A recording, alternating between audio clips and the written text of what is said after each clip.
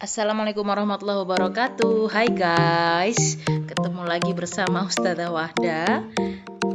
Masih sama di PPKN ya. Kali ini kita masuk di perwujudan Pancasila dari masa ke masa.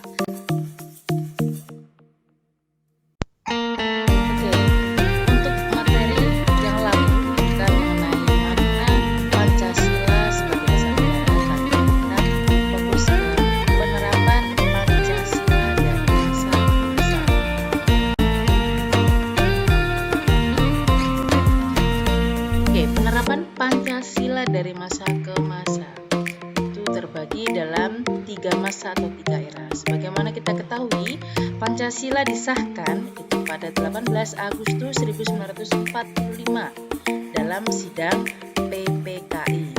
Nah, dalam penerapannya itu dibagi menjadi 3 bagian. Yang pertama, pada masa Orde Lama, yang kedua, Orde Baru, yang ketiga, pada era reformasi.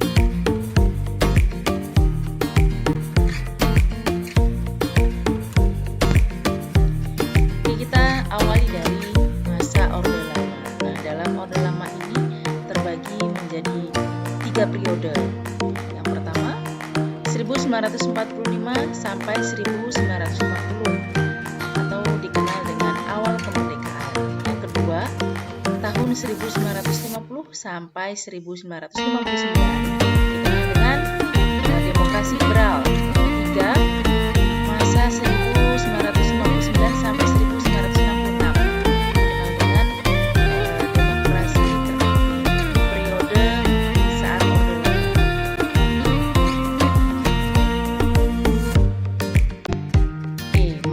awal kemerdekaan dimulai dari tahun 1945 sampai 1950. Ini setelah disahkannya Pancasila sebagai dasar negara. Pada masa awal kemerdekaan Indonesia, Pancasila mendapat banyak tantangan dari berbagai pihak seperti Belanda.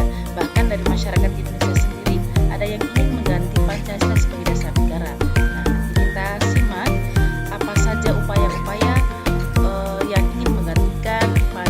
sebagai dasar negara.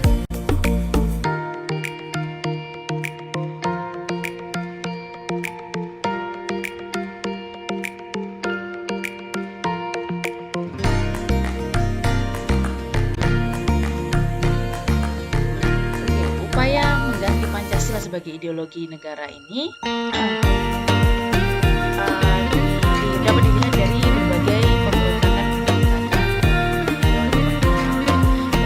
pemberontakan Partai Komunis Indonesia atau PKI yang terjadi di Madiun pada tanggal 18 September 1945 dipimpin oleh musuh tujuan utamanya mendirikan negara Soviet Indonesia. Nah, ideologi Pancasila akan diganti menjadi ideologi komunis. Yang kedua yaitu pemberontakan Darul Islam atau Tentara Islam Indonesia atau DITII. Pemberontakan ini dipimpin oleh Sukarmaji Marijan Kartosuwiryo. Kemudian pemberontakan ini terjadi pada tanggal 17 Agustus 1949. Tujuannya mendirikan negara Islam. Nah, yang namanya negara Islam berarti ideologinya juga Islam. Berarti Pancasila diganti dengan syariat Islam. Nah, pemberontakan ini cukup lumayan lama dan Kartosuwiryo bisa ditangkap pada tanggal 5 Juni 1950. Oke, untuk yang kedua yaitu penerapan Pancasila yang masa Orde Lama di periode yang kedua, yaitu dimulai dari tahun 1950 sampai 1959. Dalam periode ini dikenal dengan demokrasi liberal. Nah, pada periode ini dasar negara tetap Pancasila, akan tetapi dalam penerapannya lebih diarahkan seperti ideologi liberal. Nah, liberal itu berarti bebas ya. Nah, dapat dilihat dalam penerapan sila keempat yang tidak lagi berjiwakan musyawarah mufakat, melainkan suara terbanyak atau atau voting. Itu kan bertentangan sekali dengan sila keempat.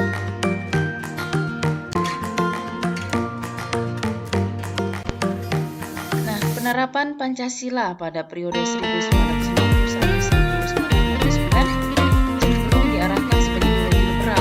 Hal ini ternyata tidak menjamin stabilitas pemerintahan.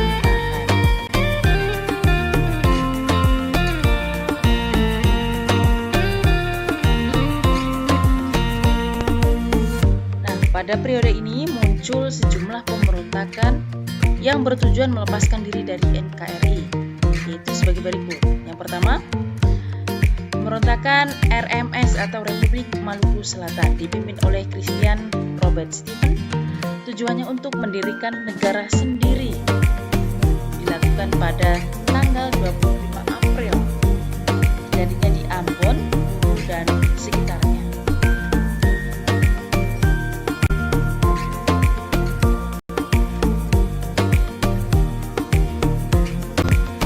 Pemberontakan yang kedua yaitu Pemerintah Revolusioner Republik Indonesia atau PRRI di Sumatera dipimpin oleh Safruddin Prawira Negara. Dan yang ketiga, Perjuangan Rakyat Semesta atau Permesta di Sulawesi yang dipimpin oleh Vence Sumol. Pada tahun 1957 sampai 1958, keduanya ingin melepaskan diri dari NKRI karena tidak puas terhadap pemerintahan pusat. Pemerintah dianggap melanggar undang-undang, pemerintah yang sentralistik sehingga pembangunan tidak merata di daerah-daerah, baik di pusat saja. Karena sentral berarti hanya di pusat, sedangkan di daerah tidak diperhatikan. Makanya timbul beberapa pemberontakan di daerah-daerah. Untuk kelebihannya pada masa demokrasi liberal ini atau pada masa 1950 sampai 1959 itu terlaksana pemilihan umum yang pertama Indonesia, yaitu pada tanggal 29 September 1955. Nah, dalam pemilu tersebut terpilih 272 wakil rakyat sebagai anggota DPR. Pemilu ini juga berhasil memilih anggota-anggota lembaga konstituante sejumlah 550 orang. Jadi pemilu pertama dilakukan pada masa demokrasi liberal atau pada tahun 1950 sampai 1959. Namun pada kenyataannya anggota konstituante hasil pemilu tidak dapat menyusun undang-undang dasar.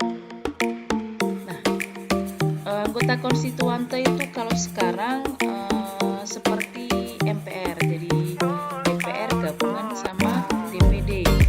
Tugasnya adalah menyusun undang-undang dasar. Namun kenyataannya mereka tidak bisa menyusun. Kenapa mereka menyusun undang-undang? Karena pada tahun ini kita menjadi negara serikat yang menggunakan undang-undang sementara. Makanya tugas utama Badan Konstituante adalah menyusun undang-undang baru. Ternyata di dalamnya terjadi banyak kepentingan politik, walhasil zonk hasilnya. Nah, karena dianggap zonk, akhirnya Presiden mengeluarkan dekrit Presiden 5 Juli 1959 yang berisi 1. Pembubaran konstituante. 2. UUDS 1950 tidak berlaku dan Undang-Undang Dasar Negara 1945 berlaku kembali. Yang 3. Pembentukan MPRS dan DPAS. Jadi pada tahun ini Undang-Undang Dasar 45 berlaku kembali. Yang ketiga adalah periode demokrasi terpimpin, yaitu tahun 1959 sampai 1966. Sebagian pihak menyebut masa ini sebagai periode demokrasi terpimpin. Nah, demokrasi dianggap tidak berada pada tangan kekuasaan rakyat sebagaimana diamanatkan nilai-nilai Pancasila, namun cenderung berada pada kekuasaan pribadi presiden. Nah, penyimpangan penerapan Pancasila pada periode ini diantaranya diangkatnya Insinyur Soekarno menjadi presiden seumur hidup. Kemudian yang kedua, menggabungkan nasionalis, agama, dan komunis atau Masakom. Jelas, tiga tersebut berbeda, terutama yang agama dan komunis. Komunis itu tidak mengenal agama. Bagaimana bisa gabung sama agama kan? Yang ketiga, terdapat kemerosotan moral. Ini ada penyimpangan yang terjadi pada periode demokrasi terpimpin, yaitu tahun 1949 sampai 1996. Nah, pada masa demokrasi terpimpin ini terjadi peristiwa pemberontakan PKI atau G30 September. Gerakan 30 September PKI pada tanggal 30 September 1965. PKI berusaha merebut kekuasaan disertai pembunuhan 6 perwira tinggi dan seorang ajudan jenderal, yaitu Aha Nasution. Ini peristiwa mengerikan ya.